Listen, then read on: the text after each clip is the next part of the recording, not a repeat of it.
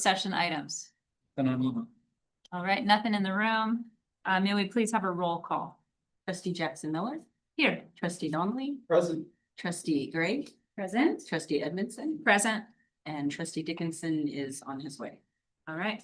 The board is convening to close session.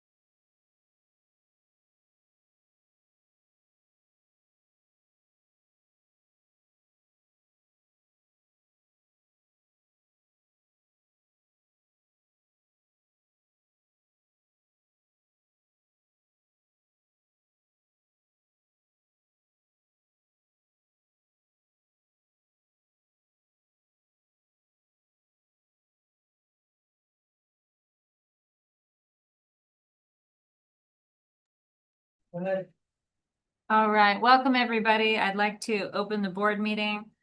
Can we begin with the Pledge of Allegiance? All right. Hello. Yeah, everyone. I'm happy to introduce Mr. Blaze Domo to come say the Pledge of Allegiance. Right on. Yeah. Please stand.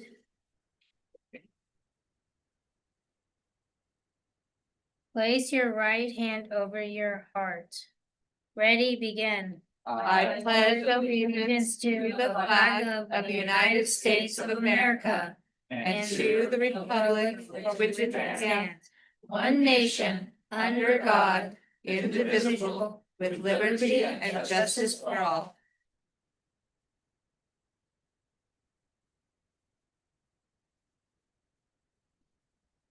Okay. And now we're going to read the mission statement together. All right, go ahead. You do the first. Staff, students, parents, and the community. Help ensure that each child develops the Skills and character necessary for lifelong. achievement and responsible citizenship in a diverse world. Nice.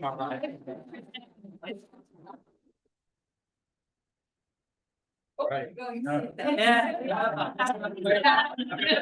Mr. Domo. A nice certificate to read about you. Blaze Walton Dolmo is the oldest of two siblings here at New Brighton Middle School. He has lived in Capitola his whole life and has been an active part of our school community. Blaze is a dedicated athlete who participates in baseball, football, basketball, and cross country. His favorite number is 44, and he proudly cheers for the Lakers, Dodgers, and 49ers. Oh, so done. I asked what he loves most about NBMS. Blaze shared that everyone is cool here. He is going to miss our school when he moves on to Soquel or Harbor High. Outside of school, Blaze enjoys spending time with his two cats and has a special appreciation for the Jamaican flag. Both of his parents work in the district, which is something he values deeply. He also expressed gratitude for his mom, who helps him with homework every day. We are proud of Blaze and grateful for the positive energy and school spirit he has shared with our community. He represents the best of NBMS: connection, character, and confidence. Wow. And you can come pick something from our prize. And would you mind if we asked you some questions? Sure. Okay. Okay, I gotta ask, why 44? Yeah. First black man to be the president, Barack Obama. Hank Aaron, Julio Rodriguez, Elio Cruz. Well, that's. So many reasons. Huh? You collect baseball cards? Basketball, football. And Jerry West. Cheers. There you go. I think there's a Hank Aaron stamp right now. Like the post Like a office? post office stamp. Oh. Yeah. So there are these things called letters. My kids don't like them, but like envelopes. Yeah, no, envelopes. You mean an email? Yeah. It might be a Thank cool you. collector's item. Yeah. Run away. We also have a gift card to Two Birds. It's a bookstore on 41st on your Ledger Point. So you can pick out a fun book for yourself. Okay. And not so fast. I got one more question. Yeah. More questions. So I got two for you. One, what if you had to pick one sport? Which I know your dad's a big basketball player, Yeah. you know, so are you following in his footsteps? Or right now, is it more cross country, Baseball and football. baseball, and football? Okay. All right. And why the 49ers, not the Rams? You know, Got two L. Right. One up here. right? Yeah, what's up that? He likes, what? You like California? Yeah. Yeah, that's a good reason. There's no wrong answer.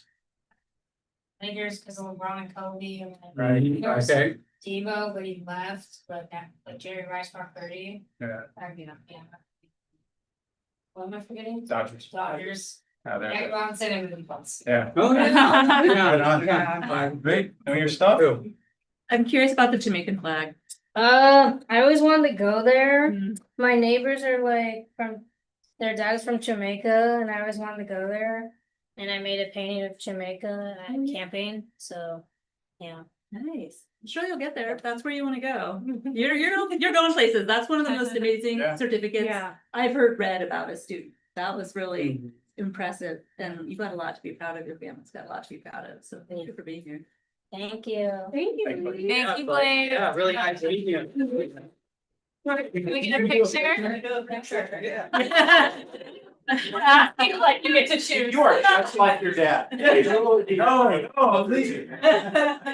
You have to get in there.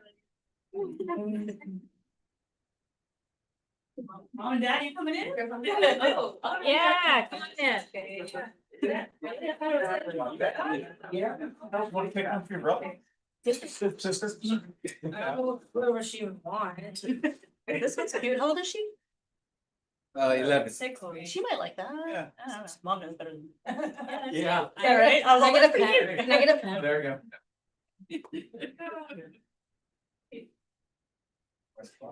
Oh, no. Sorry.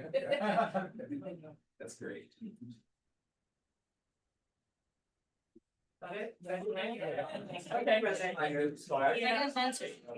Late, I was at the World Series game, I saw. Tired. Oh, yeah, the prizes up there. Yeah. Yeah. Us. So I heard about it. It was amazing. Thank you. Thank you. Yeah, thank you. It's great meeting you. Yeah. You are welcome to stay.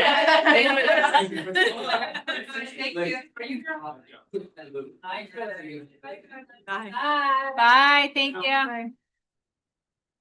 All right, item 3B, may I have an adoption of the agenda?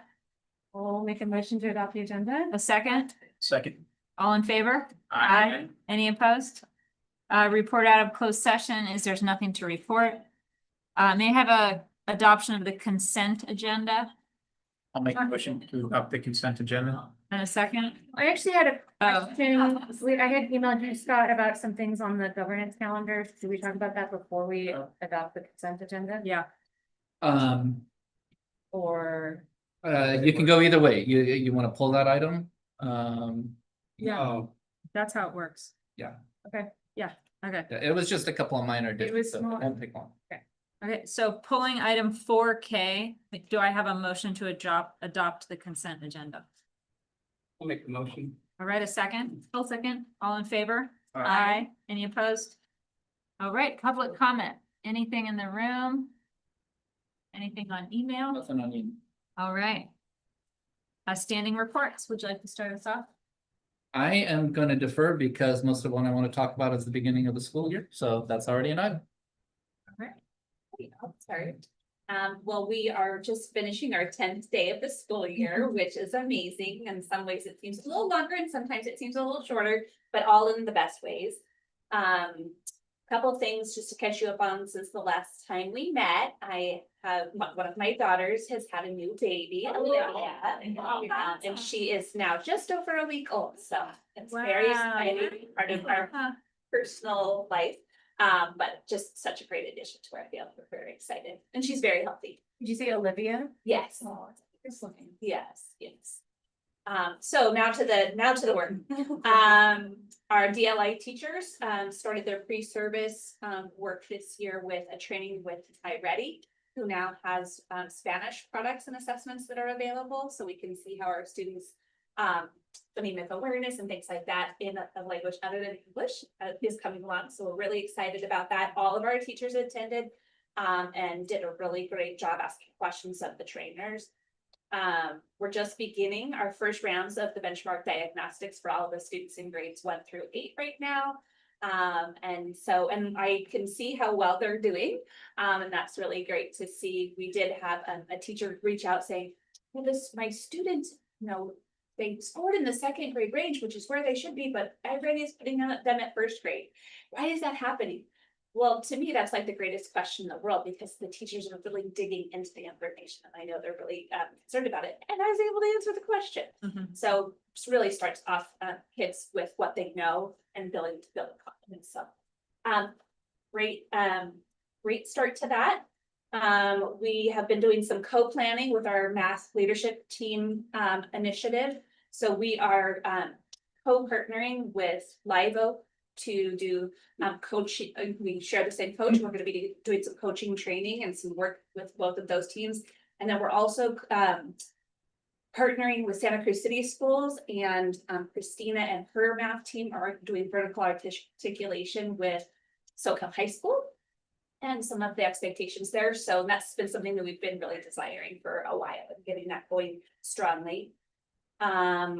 Last week, I was able to attend 2 webinars, one from the CDE and how to support home language survey practices and home language other than English families. And that was great, some really good resources. And then I attended another one that was super great. And it was how to strategically scaffold and embed intellectually rich learning. And it was fabulous for any parent and any educator, anybody to take a look at. The good news is they YouTubed it. And so I shared that on our Ed Services newsletter and I shared it with all the principals, but it's fantastic. Let's see. We're getting ready to set up our training for our reading difficulty screener multitudes, and that's the new law that passed that says we have to assess every student in K through 2. We did summer training with our EL specialists and our intervention specialists, and they'll be facilitating the training at each of their sites.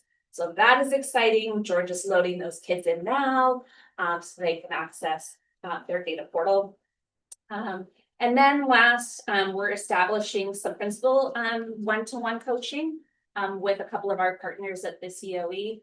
And so Candace and Melissa are dividing our principals and they're working directly with them on how to walk into a classroom and how to coach up instruction in a really meaningful way to support our teaching staff. So just a few things that we've been preparing and I think it's all been really exciting. Thank you.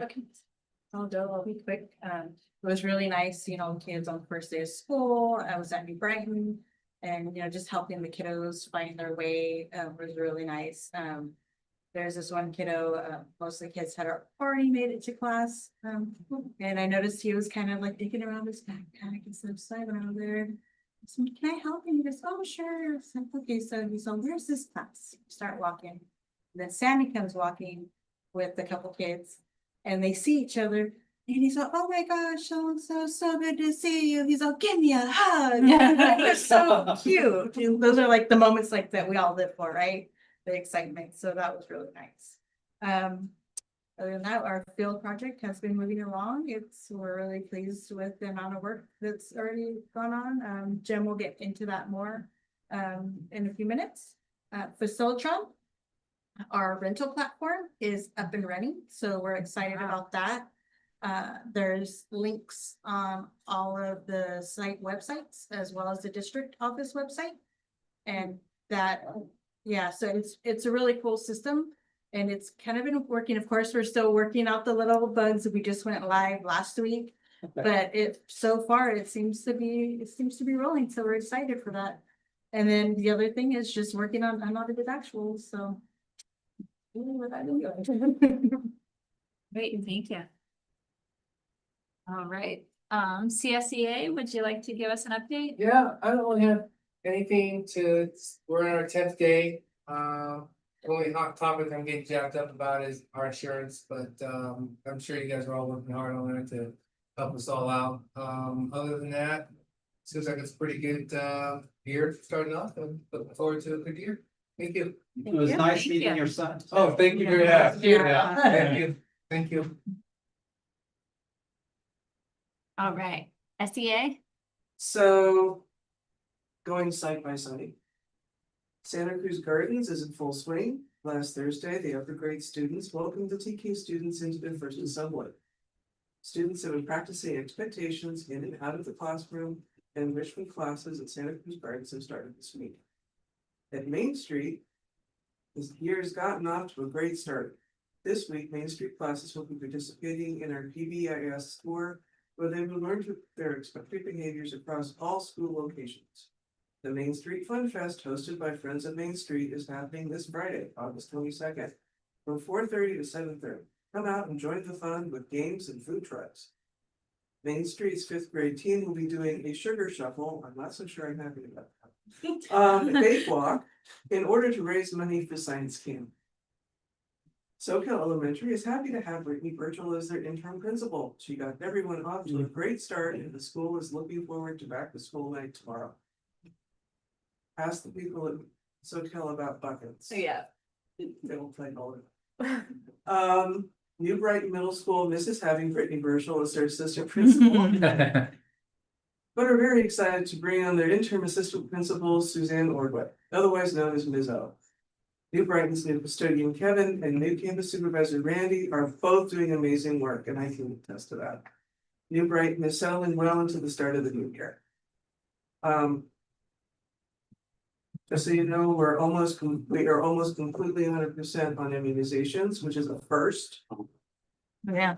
All right, we've got like maybe 18 families that are still working on it.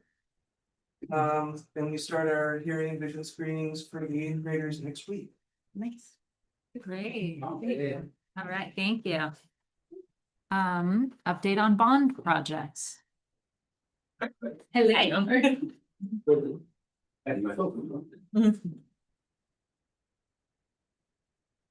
Welcome back to school.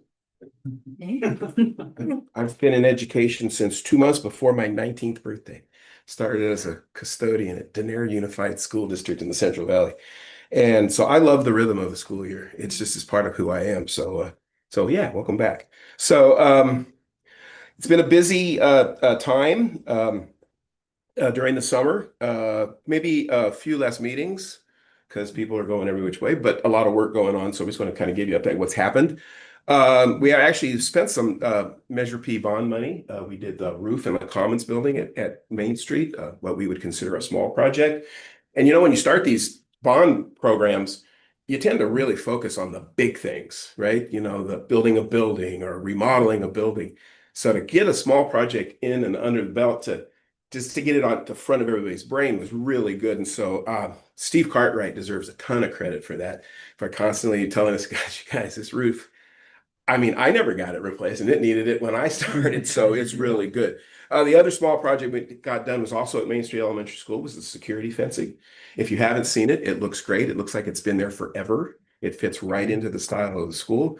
There's a little bit of consternation about it being locked and people having to get up every 2 minutes and let kids through it. But we looks like we have a vendor on board to do some sort of an electronic latch from the office. And I hope within the next 2 weeks that'll be completed. Oh, cool. So that's really good news. Okay. Moving on to the field, which is Measure C matching funds. A lot is going on. The field is on schedule and on budget as we stand here right today. A few things happened during the summer, not all great, but all taken care of. There was the Kent Construction found a conduit with 200 pairs of phone lines in it that came out from a box right over here into the DO, across the field, up on the 10 wing, and all the phones for the entire school. Somehow they dug it up without breaking it, which is amazing. So during the summer, it was temporarily rerouted so they could continue to work, and the district worked on options on the best way to figure out how to do it permanently. So the temporary reroute became a permanent reroute, and we got all this completed this summer, and I think we were only down phone-wise for maybe 2 hours, one late afternoon in the summertime, so they could do the splices with all those everything. So that we were lucky on that one. Certain things that got done during the summer, all the drainage has been installed per plan. The perimeter asphalt has all been set. Concrete curbs have been poured and forms are stripped. Irrigation is installed and trees have been planted. So the landscaping is coming on. Asphalt was set for the track. So the next step on that is the poured in place track, which will come in a couple of weeks. We ran into a little bit of rock issues last week. It took them 45 minutes to explain it to us today at our regular weekly meeting. I will not take 45 minutes, but I'll try and do it quickly. Two problems. One, some permeable rock was brought in and started to spread out, and it was brought in too soon. So it got contaminated with dirt, and it got drove on a lot by trucks and things, so it led to over compaction. The other thing that happened is we have trenches that have one conduit and two irrigation wires, which don't have to be in conduit. So they're just laid in the ground. They were covered by a rock that they called half inch minus. It's very small rock. What turned out, it was too small. And it was actually and it was just to kind of protect the first layer of protection for that conduit and those wires. Well, it was too small, and it was going through the webbing that they put underneath it. So the civil engineer was working on this, trying to mitigate it. Our wonderful contractor, Kent Construction, finally just called it and said, no, we're just going to take everything out. So they're offloading all the rock that they brought in. They're digging up all the trenches and taking all the rock out of there. And they're vacuuming them so they're completely clean, so when they can refill. No cost to the district. They're covering all this. They feel it was their mistake. And so they're taking care of it.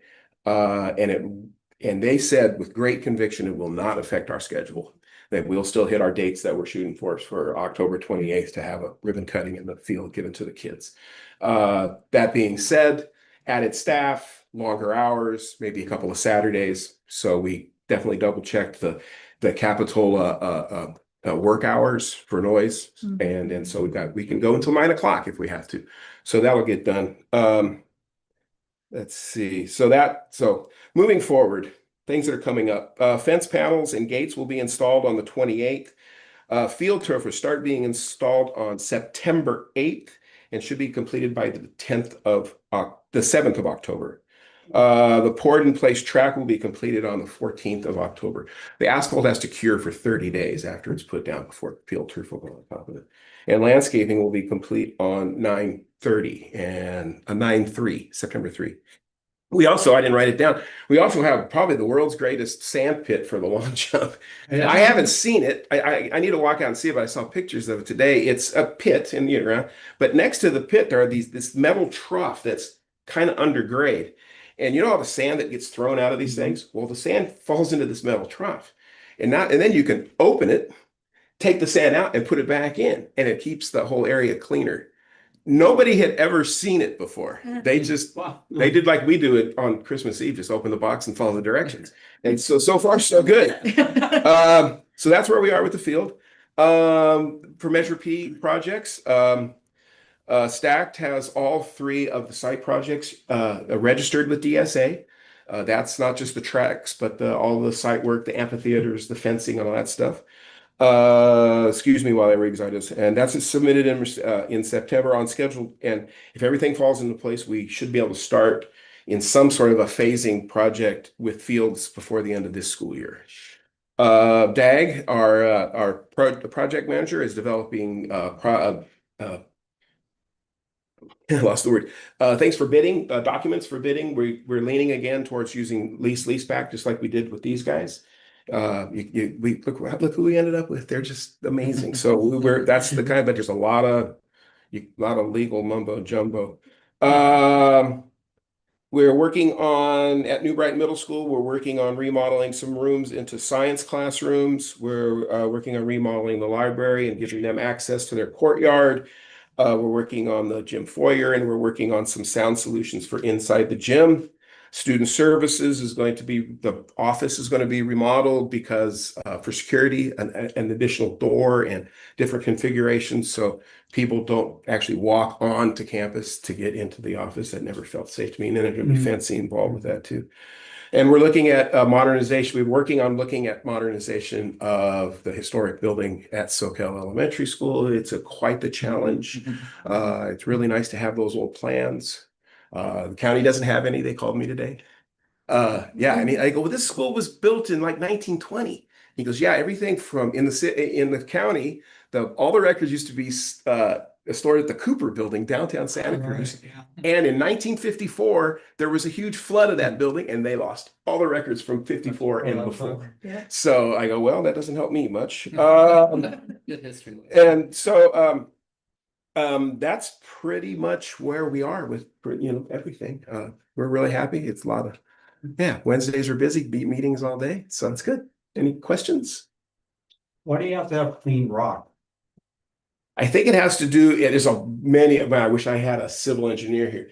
It has to do with the way you can get it compacted right. I think if it won't compact to where they need it to get, they have to get it, I want to say 92% compaction on this stuff. It also has to do with the way it drains.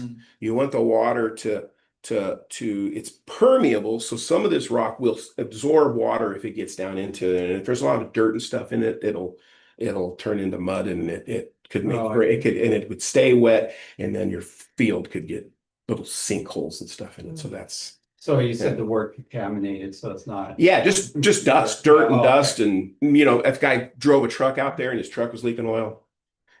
So Right. once we get the new rock in, nothing heavier than like a little golf cart will drive on it after that. So all the work for a field turf will be done by hand. You said the ribbon cutting for the field is on 10/28. Give or take. No, I'll put that on my calendar now. You said it. I wouldn't say Unless that's the seventh game of the World Series, I think we'll be okay. Is there a particular time you're thinking? No, we haven't. No? Let's get this rock out of here and the new stuff in, and then we'll talk ribbon cutting. But the one consistent is, we get an updated schedule every week. It's usually just a 3-week look ahead, but every now and then they give us a full schedule, and that October 28th day has not changed since we started. So that's where we're going, and that's when it gets leased back to us. It becomes our field again. Okay. Yeah. Cool. I have a Great. measure P Wow. questions. I got one. You mentioned for New Brighton, you mentioned the student services building. Do you mean like the front office or do you mean the annex? Oh, okay, because I was thinking Yeah. student service, my brain went to the annex. So Yeah, front office. yeah, the What front we talked office. about before. Yeah, because there's going to be a fence there now from the pack Yeah. to the office. Yeah. And so you have to figure out a way. You don't want to have someone sit there at the office and look, and if some parent walks up to the gate and they're going, and you buzz them in. So it makes more sense to add a door, and then they can come in. It just slows them down a little bit, keeps people off. And then the current front door will be used by staff and students all day long. Gotcha. Yeah. That's good. Thank you. All right. Exciting. Great, thanks so much bet. for that. Thanks, Jim. Thank you, Jim. Yeah, thanks. All right, 6E, items from trustees. Also, I have nothing to report. I have nothing to report. Happy New Year. Also, I'm looking forward to, I'm gonna go tomorrow night to SoCal at 5:30, so I will see you there. And I love the latest scoop, the SoCal scoop. I thought it was great. I love that you put in there some goals and some ideas and informing the parents in our community. And I thought that was really forward thinking, and I appreciate that. And when I was reading it, it made me excited to be a parent. I hope the parents take a look at that on a weekly basis or whenever you're able to. Yeah. Thank you. I hope you enjoyed the little video too with our youngest learners. Yeah. So Yeah. cute. Very cool. I enjoyed the district breakfast. I really liked the music that you threw in there. And the Jay. SNL skit, the SNL skit on weights and measures is one of my favorites. Yeah. Yes, yeah. Oh So my good. gosh. Yeah, That was really so good. Nobody knows.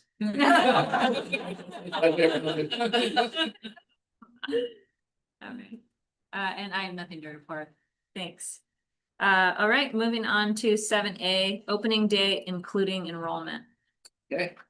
So, if you're following along in your docket, because I know it's a long docket, I think that's page 614. So I'm gonna get there. And so many good things. Thanks for mentioning the kickoff, Ariel. Yeah, that was my 10th one doing those, and it's just such an honor every year to kick off the year for this amazing family and school district. And I was so appreciative when I got the idea to liven it up a little bit with some music that Enrique was very receptive. And it's just so great to welcome new staff. Everybody does such a good job of making it not just feel like a family, but expressing that it is a family. I hope the new employees felt that. I think that they did. And then to celebrate those 10, and this year it was 10-year pins and 30-year pins were It's always special. And then everybody was busy at work getting ready for that first day. I played substitute principal at Main Street for the first 3 days. And that was a lovely experience. The staff, I mean, the place really ran itself because of the amazing staff. They were so gracious and welcoming to parents and students. And the front office made me feel at home. And we got the first 3 days in, and then Mr. Broadhurst came back. And then, of course, the first day of school, we have all of our cabinet staff and some of our district office staff. We established that years ago and never had to ask our staff twice. They love doing it, and nothing better than being part of the first day of school at an actual school. And so everybody's out helping and got nothing but great reports on both the logistics and operations and the positive vibes, and then diving into learning. So those are all the positives. Let's talk numbers now. And I gave you the wrong number, didn't I? Yeah. Sorry about that. 480? 480, 480. thank you. Yeah. Sorry about that. Everything but in the 400s. Okay. 480, thank you. So let's talk numbers. So I'm gonna start with the good news on that too. Our projections were good. So unfortunately, our projections we expected a drop in enrollment, and that has been accurate, unfortunately. So if you look at the graph that's on page 480, that was from our demographic study.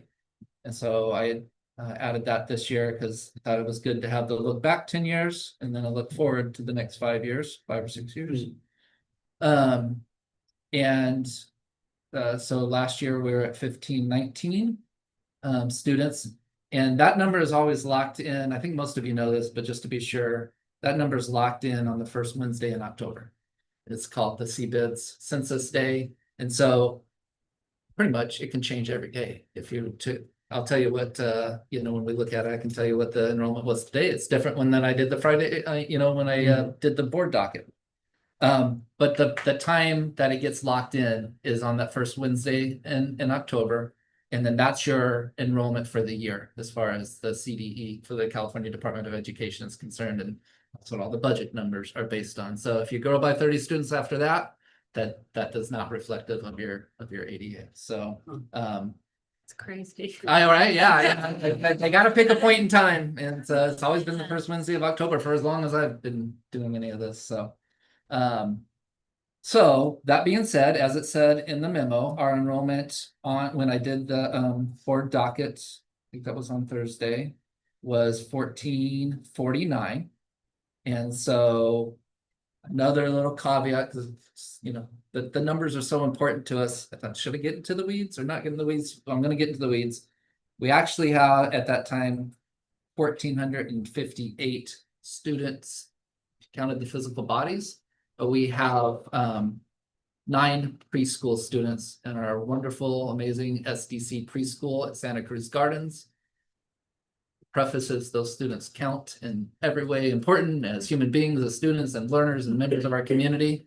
The one way that they don't count is in revenue. They don't generate revenue. We serve those students, but they do not count as part of ADA. So whenever we look at the hard and fast numbers, we remove those students out, because usually we're talking about which students are going to count towards ADA. So that number is, well, on the day we did it was 1449. As of today, we've grown by 10 students. So it's 1459. Okay. And that 1459, just to break it down for you, because I know you're a numbers group. So that's 928 elementary students and 531 at New Brighton.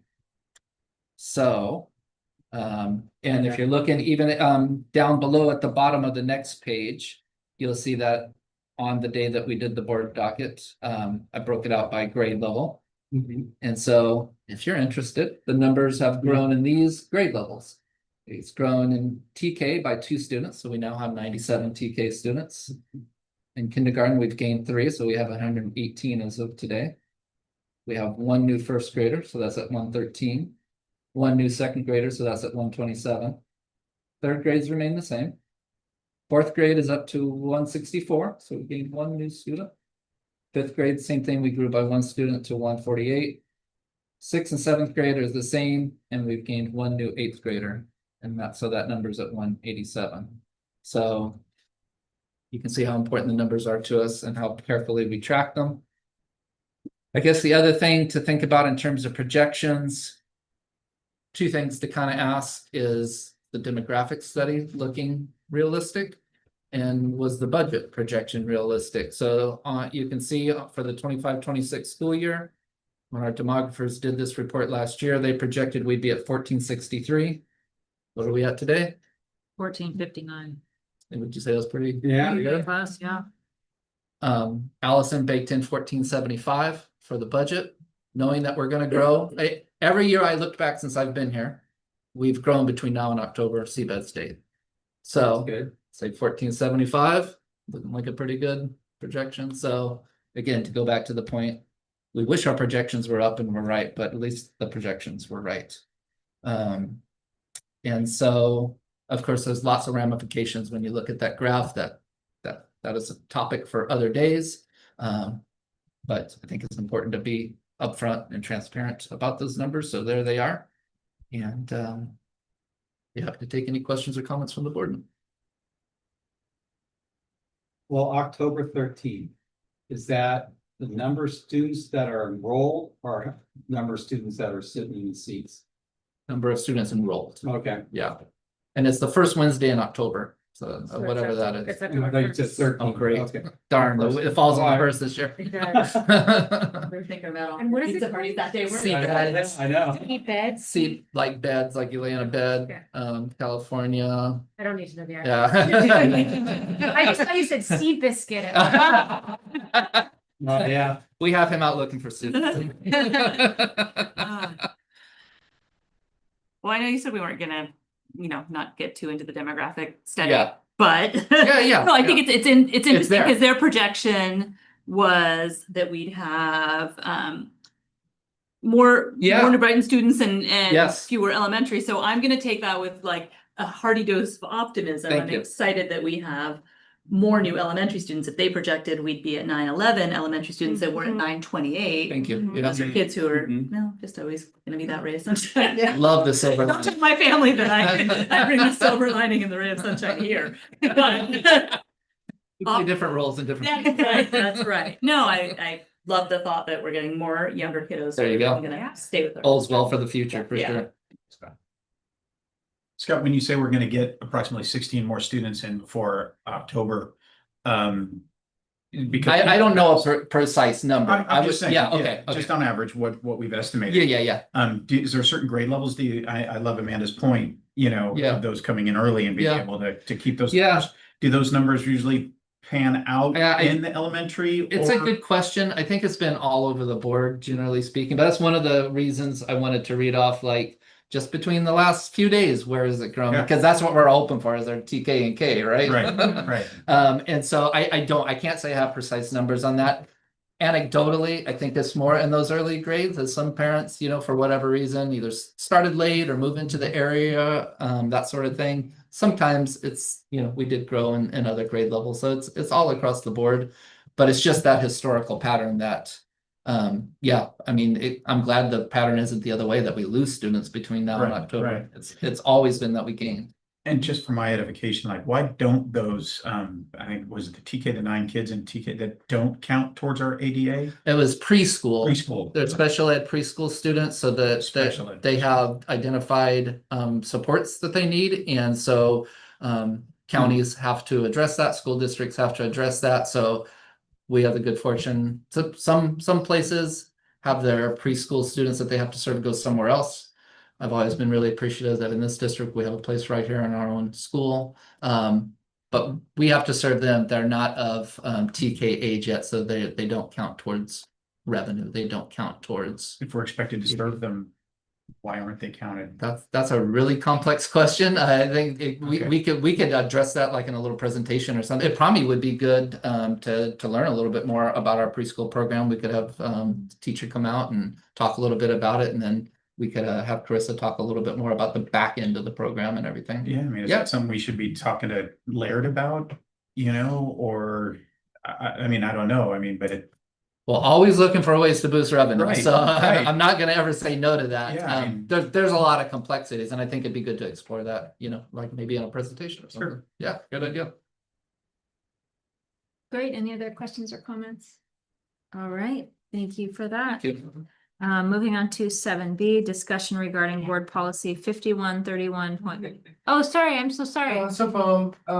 Oh, sorry. Superintendent Yeah. Turnbull, Yes, so you said that there's 590 students at New Brighton, 531. 531. Do you have the transfers in and transfers out? Does it? That's coming up in October. Oh, My okay. amazing assistant, and I'm glad you actually brought that up because the how we keep track of, thanks, Jim. The detail with which we keep track, when I say we, I mean Jim, of all of those transfers coming in and out is really precise. Something I think we can really be proud of. And Jim puts together a report in October that goes over all of that. So we let all that kind of come out in the wash, and then every year we hope that it's a plus number. Most years it's been a plus number. But yeah, more to come on that in October. Thank you. Yeah. Thanks, sorry about that. No, it's okay. Yeah. All right, 7B, discussion regarding board policy 5131.6, alcohol and other drugs. Okay, so a lot to this one, as you saw, a lot of crossouts, a lot of italics. I'm gonna try to distill down the 3 main reasons all of those changes were made, and then we can get into the wording and everything.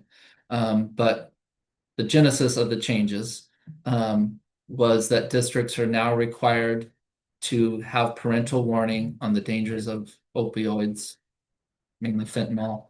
And so that's something we have. If you have a student in the district and you read through that thing you have to check off on that you've read when you register your students, there is now information on that with all those other annual notices that are required for parents. That's in there now too, and it's also up on our website. So that's one of the reasons for the changes to this. The allowance for basically middle school students and up to carry anti-opioid Like Narcan. yeah, like Narcan, yeah.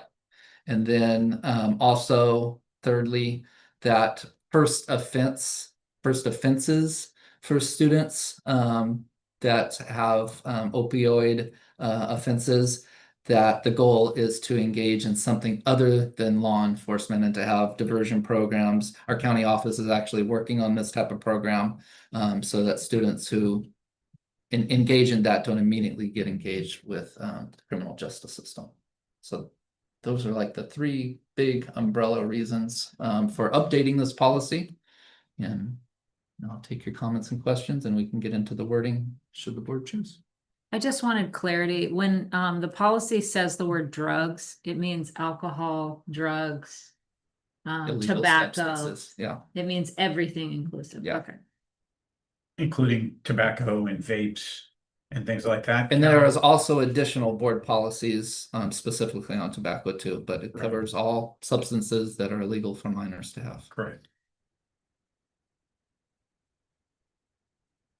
I had one more question unless someone else does. All right, so if you want to follow, this is page 486, Okay. 1, 2, the 3rd paragraph from the bottom. Okay. Any student found by the board to be selling a controlled substance, blah, blah, blah, is recommended for expulsion. I just had a question about just hypothetical scenario where perhaps there's like a student who has sold or given to another student, and then that student who maybe it was given to or something sells. So then this student definitely gets in trouble. They were the direct seller, but what about that person behind them? That is that addressed in this or is that somewhere else? That would be in, well, it's a couple of things. It's ed code, for student discipline. And that's really what this is referencing, that selling an illegal substance on campus, like I said, it's ed code that is an automatic recommendation for expulsion. So to get into your hypothetical, so it's a student who bought, if I'm understanding right. Is given or to a student who then sells it. Or is like the dealer who links it with the student and then that student at the school sells it. Sure. The source, it's the source. Yeah, that's what I I meant. mean, really, Not even it's, the law enforcement. yeah, selling But and then we do distribution. involve law enforcement. If it's the first time somebody gets caught selling these things, we would, of course. Yeah, involve law selling is different than No, using. distribute, Yeah, yeah. yeah. enforcement. Okay, good. It's a So- distributing, that's what you're saying. I just want to make sure I'm understanding your question. So you're talking specifically a student who doesn't sell for money. Is that what you're Yeah. saying? But gives them to another student, Yeah, knowing that they're going to be sold. See, this is where like you're getting into the particulars of an investigation, right? Yeah. Why and would they so- give it to somebody else to Yeah, sell? yeah. If they're not gonna get anything in return. So I would say in many instances that can be construed as selling too, but it really depends on, you know, Yeah. the specific investigation. The ed code is specific about selling. Mhm. okay, is that just on campus or is that something real or anything related to? Under our school? jurisdiction. Yeah, maybe That could after be school going to event school, or- going home yeah. from school, Mhm. yes. Okay. Anything else? Two questions. Mhm. One, can students in middle school have fentanyl test strips? Yes, And does the office have Narcan? yes. Those are my only questions. Yeah. Yeah, in fact, when it first became more accessible, we communicated out, like encouraging any teacher that wanted it. So it's voluntary. So many teachers have it in their classroom. Offices definitely have it. Anything else? It just says program evaluation at the end, Mhm. right? Where the board and superintendent shall agree upon performance measures that will be used to monitor and determine the effectiveness of district programs in reducing drug and alcohol use. So do we have a baseline? Yeah, I I- think. Is there something like who has been using or dealing in years past, and we know that's a certain number, and then we evaluate? I'm just trying to understand what that means, how we as a board Yeah. and you as we're expected to measure your efforts or the school Yeah. district's efforts on reducing that.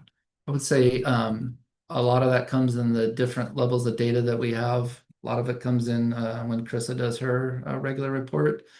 So like the CHIC survey, the California Healthy Kids Survey, we do every other year with 5th and 7th graders, and so that is a baseline data that we compare it against. Okay, I mean, I can remember at least one instance where that has happened. So would that be used as our baseline? I don't know if there's more or less than that, and maybe I just didn't know about it or don't remember it. So I guess two things we're kind of talking about. I think you're kind of talking about the disciplinary issues when that happens. Correct, and- yes, sir. Yeah, and so, I mean, we look at, you know, different offenses, we look at suspensions and everything. We don't have, we haven't looked at data like how many students were suspended for drugs this year versus how many students were suspended for drugs in a previous year. Obviously, we could disaggregate the data like that. Well, it sounds like we have to. I mean, The it data sounds that, like- but the data for that we mostly use is like what I was explaining in CHICS, and that's where students are self-reporting use and abuse of those kind of substances, which is, you know, that's different than somebody who uses at school, gets caught and gets punished. That's kind of one thing. You know, unfortunately, we know that there's instances where students are using outside of school and everything, and so those anti-drug and anti-alcohol, you know, messaging and educational, you know, approaches are meant to determine that, not just the disciplinary issues. Okay, so for the value of evaluating this program, what it says right here, Yeah, we are using the CHIC CHICS. data. Yeah. Okay. yes. All right, anything else? All right, that was just a presentation, so I Yep. think that's it. Yep. Thank you. Moving on to action items. I feel like that one, I'm sorry to interrupt, that one's Oh. good to bring back in consent next time, Mhm. right? Yeah. I know we brought back a couple tonight because it was a little bit more elaborate on the input, but that one coming back in consent, I just always like to confirm that. Okay, Sounds good. all right. All right, moving on to 8A, revisions to the LCAP. Yeah, thank you. Yes. And I know that there was some board questions about the clarification of the items that were adjusted or requested for edits, and so you were given a supplement document, which was a table that included the changes recommended by the County Office of Education. I will kind of just go through them quickly if you had not yet had a chance to take a look at them. They were very minor changes. The first change was in the plan summary. That's at the beginning of the document, and we had to include a sentence that says that we don't have any more LREBG funds left. Because if you do have them left, you have to explain how you're going to use them, but we don't have any. So you actually just have to put a sentence in that says we don't have any. Shows me how closely they're looking at our plans, which makes me feel good that we have readers. The second change was in the reflection of the annual performance. And we had to indicate any student groups that were in the red in 2023. So we included the ones from 23-24, and we just added on the ones from 22-23. So for 3 years, you actually have to list all of them. So that was a simple change. In the metrics area, we needed just a little bit more clarification on metric 1.5, which we added just a few words. Then they asked for both year-end and mid-year data on those two sections. And that's actually something that the board talked about, like, this is mid-year, this is end of year, how do we do this? And they said, just put them both in both columns, so it looks exactly the same. And that was something that the board recommended too. The last item in that section is just things that they thought we were using as metrics that could have been action items, but there was no need to change them. Just said they could go either way. And then in the actions section, we had to just indicate how the contributing actions aimed specifically to support duplicated student groups, and so we listed them all out. And it just required that one sentence. So it was just a sentence. And then the next section was just about that LREBG funds question again. Again, we don't have any, so we didn't need to change that. The last one is actually the biggest one, and that's the reason that the LCAP came back to us. Because we include our ELA in our LCAP plan, but it's not out of LCAP funds, it was throwing an error into the system saying you're using this money for a contributing action for unduplicated students, but it's not in the LCAP, because even though you're serving those students, you're serving them out of a different fund. So you can't say that they're used for this purpose. So that we had to uncheck boxes.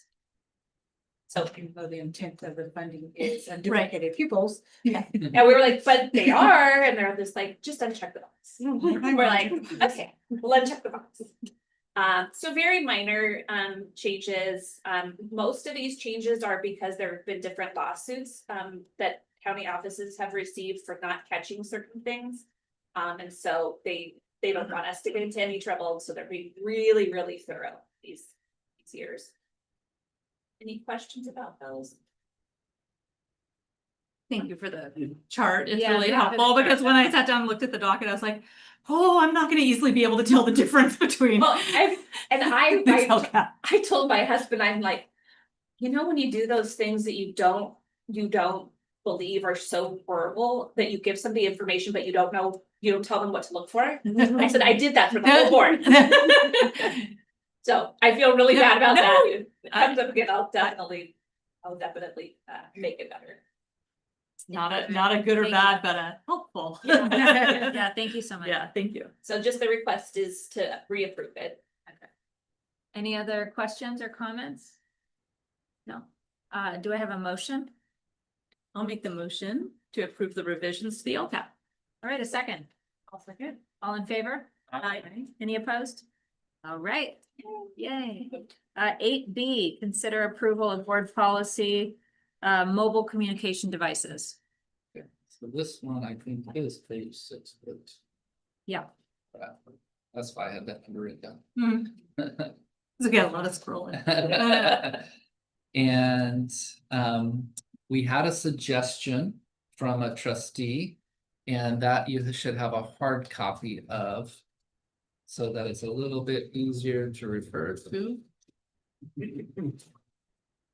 I think this is technology. Oh, Right did I now get we're those on mixed mobile- up? Yeah, we're on mobile phones. But we have both of them. Yeah, there's a mobile phone one too. Somewhere in the file. But they're both, but these Yeah. are, I have the printout is the same as. No, I have two. I have two technologies. No, Oh. I didn't get a mobile. I have a mobile. They have a little kind of technology. Yeah. But are they the same as what's on the screen? No, Oh, okay, got it. Well, I'm happy to That was, share what's the same as on. yeah. Thank you. Gotcha. All right.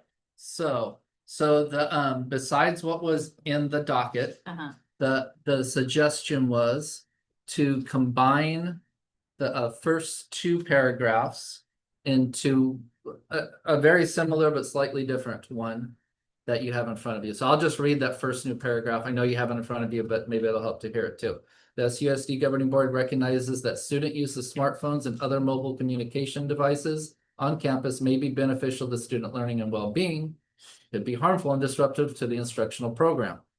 SUSD has an away for the day policy as it relates to student smartphones or other communication devices. When students are on campus during instructional hours, smartphones and or other mobile communication devices shall not be used and or accessed. And so that was another attempt. I know in our conversation, it was like, how do we say that one part in a way that isn't confusing? And so Yeah. that was a shot at that. Yes. And then I think the however statement was slightly altered too. That's in the other one. Oh, okay, I'm sorry, thank you. Yeah. Got them mixed up. So other than that, the input that we got from the board last time around Yeah. is baked in. Questions or comments? I thought that the first sentence kind of in there was a little confusing when I read it a couple of times. It says, may be beneficial to student learning and well-being and could be harmful and disruptive to the instructional program.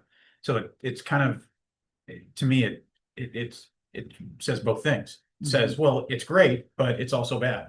Blessing and a curse. Right. ChatGPT. Yeah. I think we get to that in the next. Yeah, so I don't know. To me, I'd rather just kind of. I see what you're trying to say, but when you read it, it comes off as it's beneficial and it's great for their well-being, but it's also harmful and disruptive. So we're not going to do it. It's And a I think we gotta philosophical point. Pick a road. Well, it's a philosophical point, and yeah, I completely hear what you're saying. Like it's maybe feels like talking out both sides of the mouth.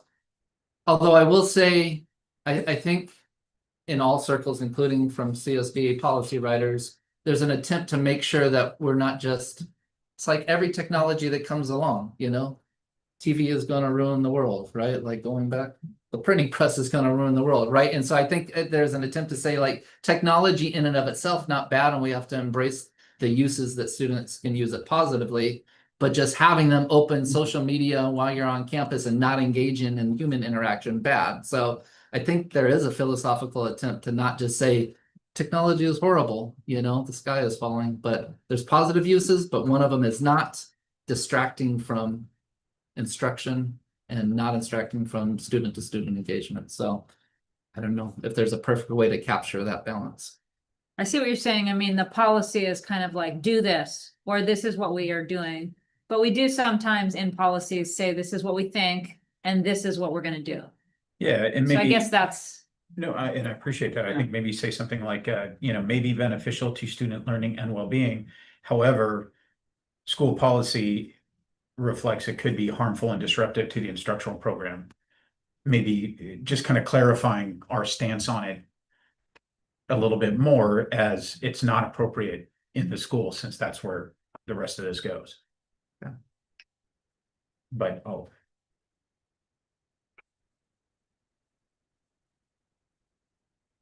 How does everybody feel about that suggested? a few people look like they're thinking. I know, I have my thinking Yes. face on. Yeah, thinking Yeah. face. Amanda's a good wordsmith, I'm No. sure. Well, this was I appreciate the spirit of it because it is the both things. These two statements that are in conflict with each other are both true. And how do you tie that together in a way that reads easily?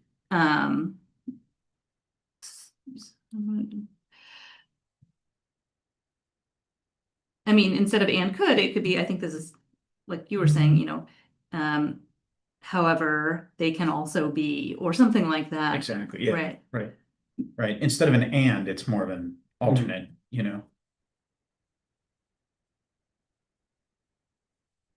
What about, I'll take a shot at wordsmithing. What if it said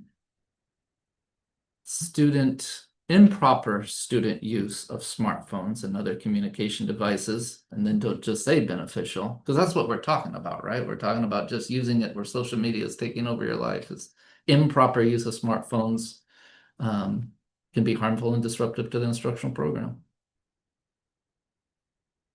Just a shot.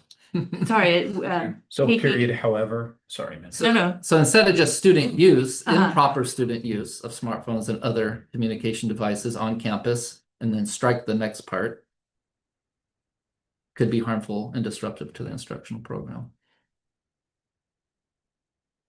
Well, the first part is for use. So. board So taking recognizes out the that- proper use? Yes.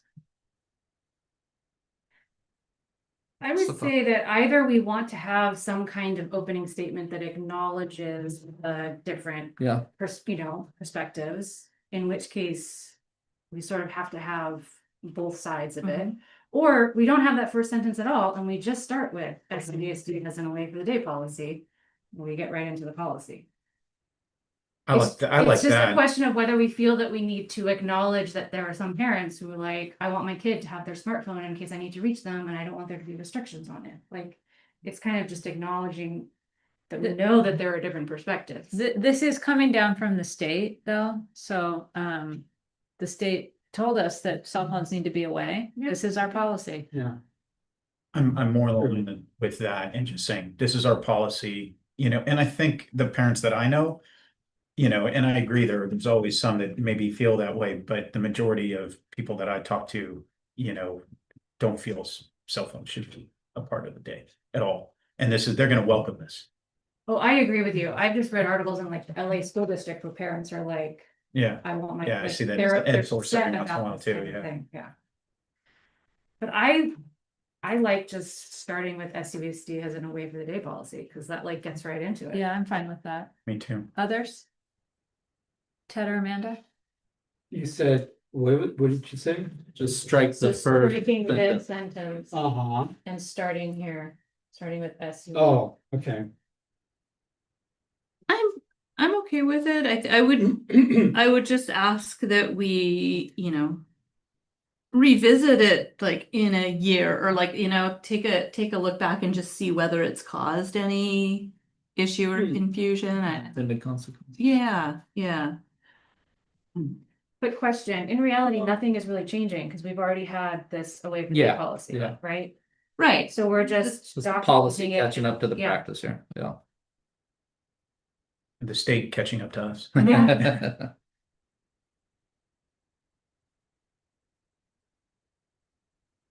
I'm good And with then that. the away for the day policy itself, is that gonna be an attached administrative exhibit or something like that? Or is there not?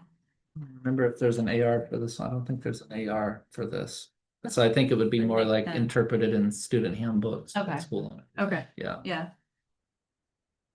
And just so, and it says, however, a student shall not be prohibited from possessing or using a mobile config. So they're able to have that on them. Is it in their backpack? Is it kind of like if it doesn't come out, we don't see it? Right. Kind of thing. Okay, Yes. so they can still have it in their pocket or whatever, but It's gotta be a way. good. Oh, sorry.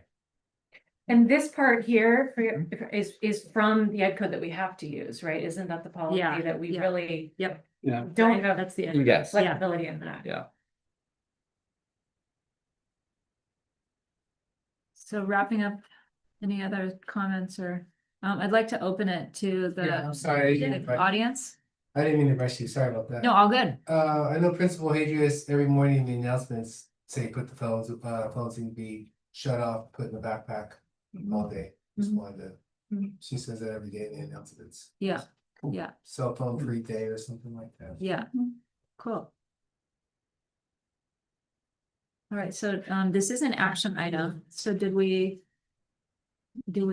come up with an idea that we like? For the opening statement, Yeah, start with SU. So start with the second sentence. Right. a way for it, just doing that sentence. Mhm. And just crossing out that whole Yeah. first sentence. And I didn't really mean like, oh, this needs to be on the calendar in a year. I just Yeah. like, just recognizing like, oh, just in good, case good. it's one that will, you know. Yeah. Whether or not CSBA comes up with an update. Yes. If we need to talk about it, we'll talk about it, right? Yeah. course. As we do. All That right, work for you? Yeah, that's fine. Yeah. All right. okay. All right, so removing that first sentence. Do I have would someone like to make a motion? I'll make a motion to approve board policy 5131.8 public communication devices. With the caveat that we start the first paragraph with the second sentence, SUESD has an OA for the new policy. All right, a second. I'll second. All in favor? Aye. Any opposed? All right, thank you. All right, moving on to 8C, board policy on student use of technology. Yes, this is back for a second reading and you actually have a hard copy with some board suggested edits in addition to the ones that we had noted from the board at the first reading.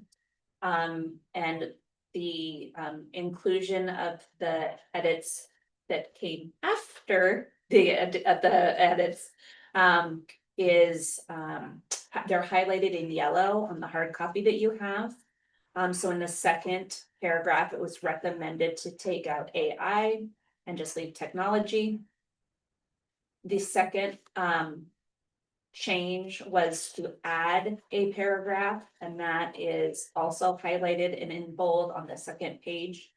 And it talks about just the program evaluation component. And we talked about that when we met the first time about, kind of building in a system for that. So that is added on page 2.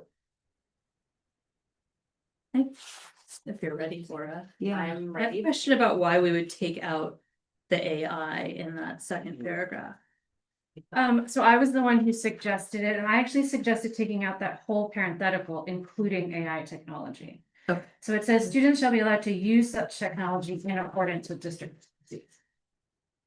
Okay, And no. my point is that if we say including AI technology, but we haven't yet defined that, I think to me, this is rubber stamping something that we haven't seen. And I'm not comfortable saying students can use AI technology in accordance with district policies if we haven't yet done that deeper look.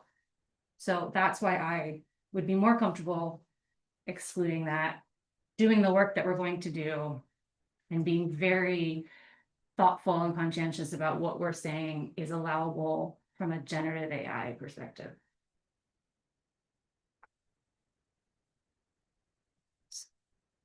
Okay. It makes much more sense that you're talking about the entire Mhm. section, including AI technology. And I'll three make note of things. that. I just didn't understand that on your question. Yeah. Yeah. And as long as by removing that was kind of an aside, right? Like our technology policy will also govern the use of AI because we already use AI, like, Mhm. right? So just making clear, Yeah. like by removing those 3 words, we're not. Are students using generative AI in the classroom? They've been using generative AI in the classroom for years. But generative AI was only released in 2022, so maybe we're defining generative AI differently, because I'm talking about like the programs that have large language models where they're like generating text. Yeah, they've been using No Red Ink in our humanities classes for quite a while, and it does generate content. But I don't think No Red Ink uses a large language model. I think it's a much more contained and sort of specific data set that it's using. I think the paragraph that we've added explains that large language model as something that we're probing. I would be hesitant to take out AI in totality because we do use AI. Mhm. I think that the way people understand AI in this moment is generative AI. And so I think things like No Red Ink and Grammarly, I don't think people would consider them AI. And I just think it could be misleading to say AI, especially since the purpose of this was because AI is everywhere, there was sort of the need to acknowledge it in this policy. I think it's really referring to all of the generative AI pieces. I think that's an inference. And I would say as an educational like entity, I can't say that it only refers to large language models. We're addressing that in that highlighted section with the bold print, I think very, very carefully, and the word uses are very good. I would say that things like no red ink could be included in things like technology without having to call out a specific subset of technology. But it is, I mean, like, so I know it's like, seems like it's splitting hairs. But I also we cannot say that we're not attending to it and we're not using it when we are. And kids are. We cannot tell the community that our kids are not using AI. Because they are. That's not fair. I mean, even on a Google search, when you do Google search, a lot of times, the first thing that pops up is an AI generated explanation of what you just Googled, and then you go down and then there's websites. Right, so I think what I hear you saying and what I experienced in the high school is that we are using these things, we need to acknowledge it, and then where do we want people to not use it? So for example, in open ChatGPT, you can type in, you know, this book, write me an essay right here. That's what we don't want, right? So we have to, that's what we're deciphering here, is that there are things that use AI that we're already using and are built into the internet. And we already have firewalls on those. Okay, So the county office does firewalls on all of the ones that are not approved by our county. And George works in coordination with us. And he actually showed me like the other day, he's like, well, we had a firewall that was open, the county, you know, we opened it. Do you want to close? Yes, we want to close, but we're watching it regularly.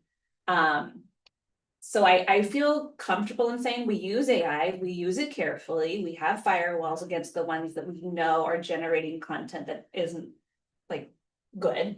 And we work really closely with the county to stay in kind of alignment with the other school districts in our area in order to ensure student safety. So I feel like while I don't think I'm a Pollyanna, I also feel like we're doing a pretty good job of making both be true. I would like our policy to say something though about what I think it is maybe what you're talking about is kind of open use to create and answer teacher assignments. Where the student doesn't really do much thinking and just hands over something kind of written like that. Is that what you're talking about that you wanted to address? But I mean, I think there's a lot of things, even smaller things, like I think Scotts Valley has a kind of outline of appropriate use, and there are things on there that I frankly would say I don't think that our students should be. One of them was having, you know, a generative AI produce a summary of some kind of material. I don't think we should be letting our students have a technology do a summary. I think they should be reading the material and figuring out what the relevant pieces are. So, well, I mean, I would say I think a lot of people have differing opinions on all of that. Their group of people that got together to write their plan agreed with us. I understood, yeah. When we work with the county, and we'll work with the same people, you know, at the county level, who helped Scotts Valley work on their plan with their constituency group, we'll do the same thing here. And it won't be, you know, a yes and no to everything that I personally feel. It will be a yes and no to the things that you personally feel necessarily, but the group will come to consensus about what we think is best for us. I wholeheartedly agree, and I'm just one voice, which is why I'm saying I'm not comfortable with a policy that just seems like it's broadly preempting us writing more detailed policies. I don't see it that way, but I understand your question, which is why I think that the paragraph that was suggested alludes to that. Yeah. I was just gonna say, I mean, this is really, I mean, I read through it three, four times, you know, it's really involved, you know, it comes all the way down to parents agreeing and signing something, you know, and I mean, the first paragraph, I mean, how do you even define technology? And I know you do in several places in here, talk about the difference between hardware and software and AI, and this is really, really broad, you know, so intentionally so, I'm guessing, right? I mean, the lawyers who created it through, you know, kind of CSBA are including a lot of probably legal matters and potential litigation and all of those kinds of things, which is why it probably stands the way that it does today. It may not stand in this language 6 months from now. Right. And specifically in regards to that one word AI, I hear what you're saying. I think it's almost redundant just because in the paragraph right above it, technological resources provided to students, including technology-based on artificial intelligence. And then the sentence right before, including AI, says students shall be allowed to use such technology. And in this instance, it looks like the such is referring to everything that was written above it in paragraph 1, which included AI already. Yeah. So either, you know, we would have to take that out of something above because this is allowed to use such technology is already saying that we've already stated AI in the paragraph before and they're allowed to use it. So either we have to get rid of, to Arrow's point, both, or, you know, or just leave it. I actually was okay with the above because it talks about it will be based on district goals, objectives, academic standards, and I think I actually had added something on evidence-based use, but so that's I was okay with that one, to be honest. It was the second one that stood out to me as they should be allowed to use, and it was just calling it out specifically felt like I don't have a problem getting rid of it because it already says it in the first paragraph too. And to your point, it does say shall be aligned to district goals, objectives, and academic standards. And I think that's really important to have in there because that does let everybody know that the district is giving you a framework on when this technology is okay to be used. The evidence space that you're referring to is in that highlighted paragraph. It's interesting because you could look at it the other way. You could look at it, I'm sorry. No, go ahead. You could look at the including AI technology in terms of like a call out like that too. We know people are really interested in this, but if you're using that district provided technology, including AI technology, you have to do it in this way. Like, you know, right? You could look at it. I think you could look at that call out in either way. But I got no problem with getting rid of those 3 words. What 3 words? It's the including AI not technology. These just weren't highlighted, but so students should be allowed. Because it's mentioned at the top. Yeah. Right, Yeah. it's mentioned in the paragraph So it's- right above it. I don't think we're Because necessarily. AI is here to stay and it's gonna keep progressing and it's gonna be moving, so we cannot deny that AI is here, and also we gotta accept that it's gonna be used. So we can't say no AI. So with that, I mean, having the AI in there aligned with district goals, objectives, and academic standards in the first paragraph is fine. As long as it takes place of the second AI that wants to be removed. So is it redundant with the first paragraph, the last sentence in the I guess that's the first sentence in the second paragraph? I'm open to whatever the board is suggesting. I would agree, Ted, that we are using AI. I don't want to eliminate the verbiage. And disregard kind of what we honestly know is true.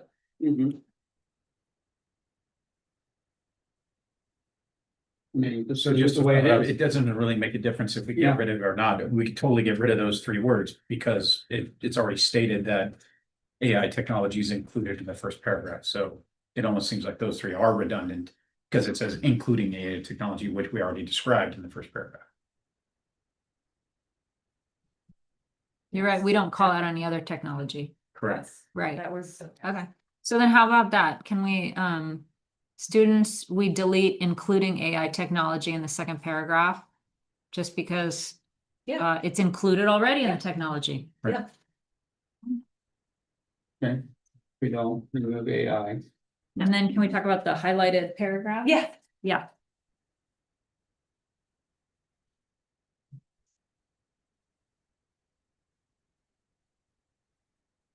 Were you gonna ask questions or do you want me to say something?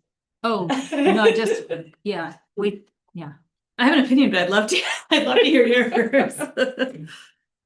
I think, you know, as the wording was suggested, you know, and I read through it a number of times.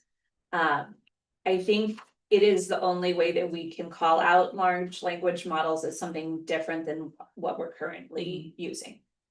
So I appreciate it, you know, because it does give it legs, Mhm. if you will. I would say, the slippery piece of it is, you know, the parent, guardian and teacher agree, right? Yeah, that part stuck to me. That part, I mean, I don't have an issue with it, but it's tricky, right? Because it's the student using it, the teacher assigning it, the parent agreeing to it. We haven't written the policy for that yet. So that may change, right? If once we've worked on our policy, we've published our policy, and that's not what's decided. Right, then this could change, but so could all of this policy based on that. So when I read it, actually, those things jumped out at me. Looking at that second sentence in the highlighted paragraph, until generative AI specific instructional materials are developed, they are developed already. So it's really just a matter of approval of our district. I want to, because in my mind, I want to stay focused on what are we approving as the board. But have we, for our district, developed AI instructional? I thought that was one of the things that we had yet to do, was to develop the group of teachers and maybe one of us working with the COE to develop our version of that Scotts Valley doc. We are going to be doing that. We do have current AI use in classrooms. The difference is you're talking, and I think this is the big deal here. You're talking about the large language models, like just opening information into the ether and getting something spit out in return. Yes. Right. That piece, I think, that's why this paragraph is okay with me, because we don't want to just have a loose, you know, interpretation of kind of what something is. We want to write what it is. We want to write it in a policy. We don't currently just say use whatever you want. We have lots of firewalls that are built into those things. So our current practice matches more of, you know, what it is that we do, and it doesn't include the large language models. So that's why I'm okay either way. Once we develop our policy, there may be some adjustments that we make. We don't know, you know, and I will, you know, we'll have good representation on that committee. We'll make sure that we're making good choices for our students. And it may include this and it may not, I don't know, right? Yeah, I mean, I fully expect that this is something that we'll need to update. So the fact that there are things that could change in here, I think is right. I think it is just kind of a placeholder until we have something that's more defined. Yeah, I would agree that this type of board policy will get CSBA updates frequently. Yeah. People flipped over the internet. And I do remember that when we started using internet with kids. So that second sentence, though, it doesn't sit right with me. In my mind, that the way that we use AI needs to be approved by the district. Okay. It's not the student or the parent. And then my brain can interpret AI specific instructional materials, like that AI is instructing me and a student decides to use it, you know, at home or something. So I think it should be tighter in that sense, because we're waiting to figure out what we want to use, and we're already blocking those big, like chat. If we're going to say anything about that second one, I would just want to say that the district is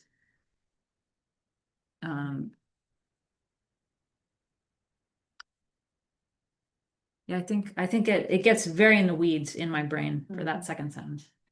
Yeah, honestly, I was just trying to provide some leeway if there was some situation where, but like, I'm totally for striking it and saying that it's not allowed right now. I mean, there isn't a policy for it. I mean, there aren't approved Gen AI programs, and so it was just my nod to trying to There will- say that there could be, you know, one or two use cases where a student, it was.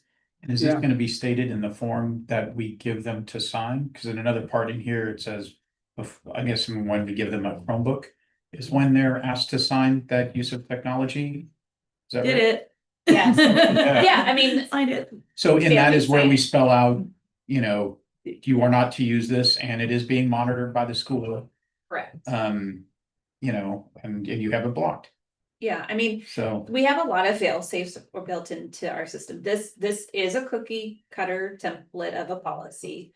I would be okay if we took out, you know, maybe the you could last still use Google sentence. Classroom, right? Yes, Right, so I mean, half the kids have their own laptop that they're, they do, and Not I can, restricted I by can it. tell you for certain that kids are using things at home that we 100%. Oh, yeah. we don't see. yeah, So, I mean, a lot of the chat rooms that they go into have AI generation in them. I mean, a lot of the things that they're doing. So, I mean, school is probably the safest place for them with regard to AI. But like I said, I would be willing to take out that second sentence of that paragraph. If that is, I think, what the board would prefer. I'd prefer to take out that second sentence. Is that what you I are would also too. saying? You mean the third sentence?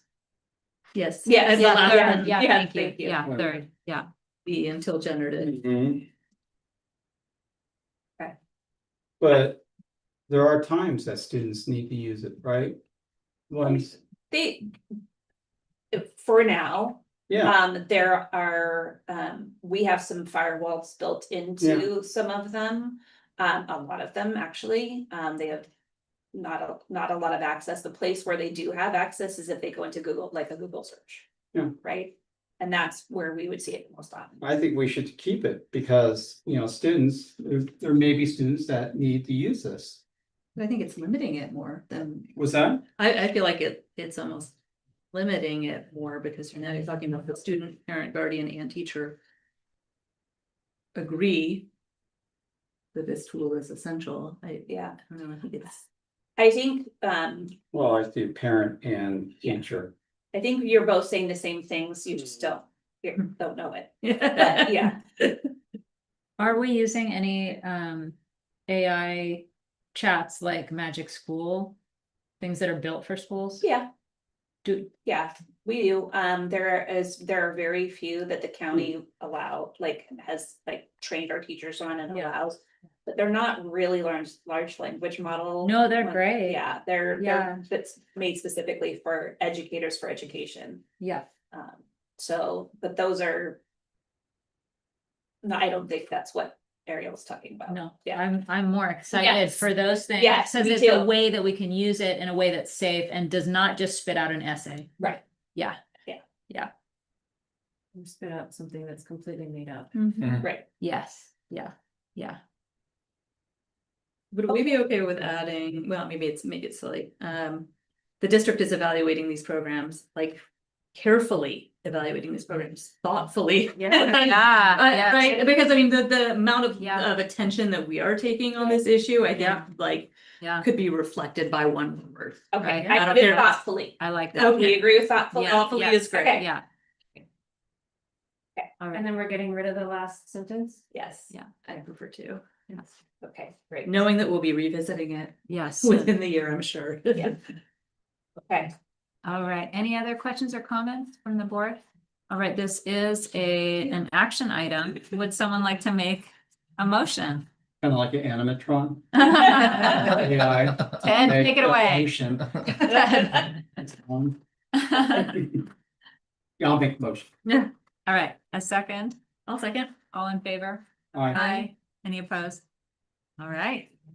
Thank you for Excellent. entertaining my passionate feelings about AI. It's We important. need to hit the governance calendar item. Oh, All right, so circling back to item 4K, consider approval of the 25-26 board governance calendar. So just very minor, Do we have a page? yeah, it is page, let's try to get it right this time, 477. All right, thank you. Yeah, so there were just a couple of minor suggested changes. Before I say those changes, since we're looking at it, you'll see that the quarterly math updates under Ed Services have been added in the pink kind of color. So somewhat in relation to that, not exactly, but somewhat in relation to that, the request for the new items was in the yellow band under the superintendent in September, where it says superintendent's goals, the second item in that September box, to add superintendent's goals for the current year. So just to specify that this is the time that we'll be working on, you know, the new years, and in this case, 25-26, so. It was just- actually specifically to say set goals, Okay, so that like we have a, you know, our timeline is to set the goals. Thank in you. September. Yeah. okay, so set superintendent's goals for the current year, so some Mhm. minor changes there. Following across in yellow to November, adding there the discuss and set superintendent evaluation process, including a quarterly update on goals. And then finally, going across that same band to February, adding a quarterly update on superintendent goals. That's great. Great, Yeah, love it. Other than that, as is. all right. Any questions or comments? All right, may I have a motion to adopt that item? I'll make the motion to adopt that item. The board governance calendar. I made a second. All in favor? Aye. Okay, all right. Any opposed? Okay. All right, future agenda items, and may I have a motion of adjournment? Oh, wait. We had talked about returning to closed session. Are we doing that? It is only 8:10. Can we give 15 minutes? All right, the board is reconvening to closed session, but I closed this meeting, right? Yes. Okay, so a motion of adjournment for the open session. I'll make that motion. A second. Okay. All in favor? Being here. Aye. Okay. Thank you. All right, the board is convening to closed session. You want me to shut this door?